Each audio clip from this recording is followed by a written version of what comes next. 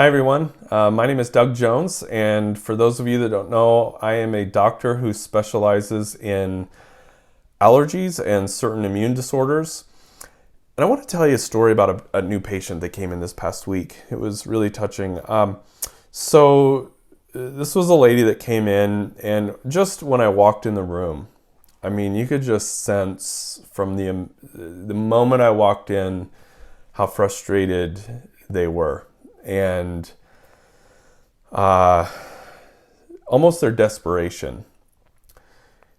I could see from the skin. I mean, they had rash around their eyes, rash on the neck. It was just inflamed and angry and itchy.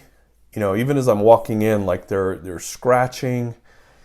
And I'm telling you, if you've ever had an itch that you just can't seem to scratch well enough, what kind of hell is that, first of all?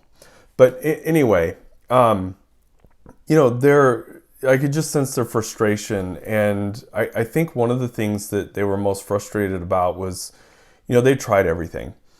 They had, switched the laundry detergents to hypoallergenic laundry detergents. They'd switched to hypoallergenic soaps. They'd switched to hypoallergenic cosmetics. They were using, these hypoallergenic skin creams for quote unquote sensitive skin, and nothing was working. Absolutely nothing was working, and they were just at their wits' end because, they were itching and rashing, and mainly because it was on their face. They had kind of a sense of embarrassment and just so frustrated. And my heart really went out to them. I was just like, gosh, that really sucks.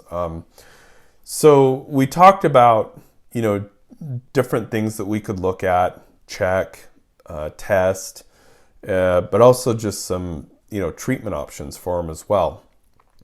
But really what it got me thinking about was when they were telling me all the product switches that they had done and changed, and the perception that they were using hypoallergenic products, but really actually weren't. When I asked further and dug a little deeper into what they were experiencing, they actually weren't using really hypoallergenic products. And what I want to share with you today is this notion that manufacturers, this concept that manufacturers put out there for hypoallergenic products. I want to read to you something.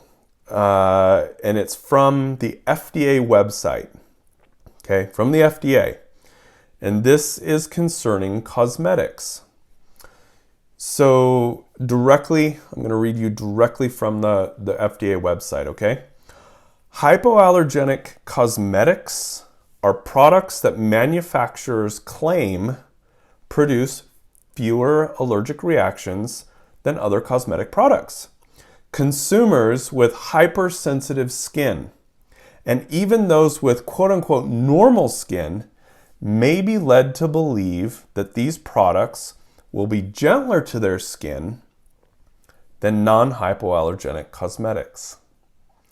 There are no federal standards or definitions that govern the use of the term hypoallergenic. The term means whatever a particular company wants it to mean. Wow. The term means whatever a particular company wants it to mean. Manufacturers of cosmetics labeled as hypoallergenic are not required to submit substantiation of their hypoallergenicity claims to the FDA. Let me repeat that again. Manufacturers of cosmetics labeled as hypoallergenic are not required to submit substantiation of their hypoallergenicity claims to the FDA. The term hypoallergenic may have considerable market value in promoting cosmetic products to consumers on a retail basis, but dermatologists and allergists say it has very little meaning. So how about that? There is no regulation on the term by the FDA. Anyone a manufacturer that's out there, anyone can choose to label their product as hypoallergenic if they so feel like that it's best. And you're being marketed to.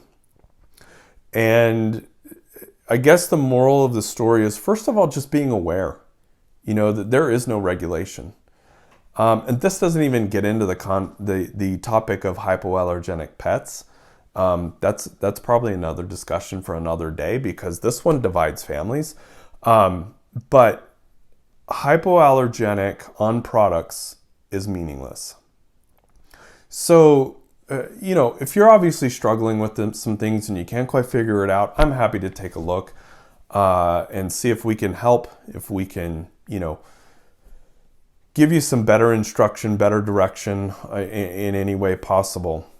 But I actually started thinking of this on more of a broader scale of labels and how false they are.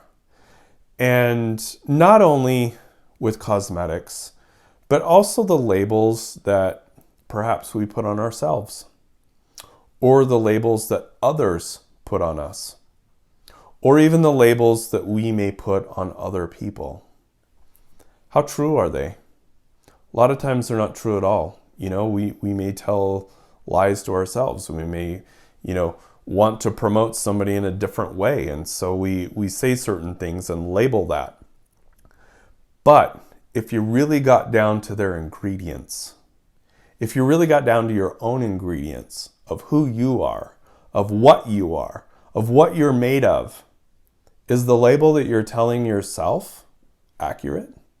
Is the label that perhaps other people are putting on you accurate? And what about you? Is the label that you're putting on someone else fair? Is it accurate? Does it truly describe who they are and their character and what they are? And it just really got me thinking.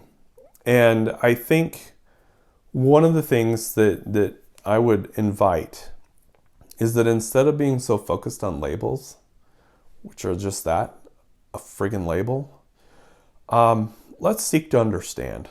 Let's seek compassion. Let's seek to really, truly understand ourselves, and also be aware, of others. Let's just raise that awareness a bit and get away from labels.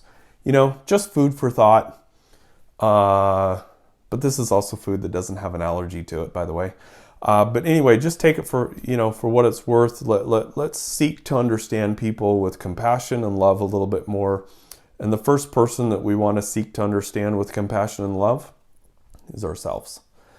From kind of my experience, at times what I'm projecting onto other people is just my own issues. And, it's a daily workshop of trying to get better and improve. So hopefully this was helpful. I know it was a little long, but just wanted to share that. And don't trust your hypoallergenic labels either.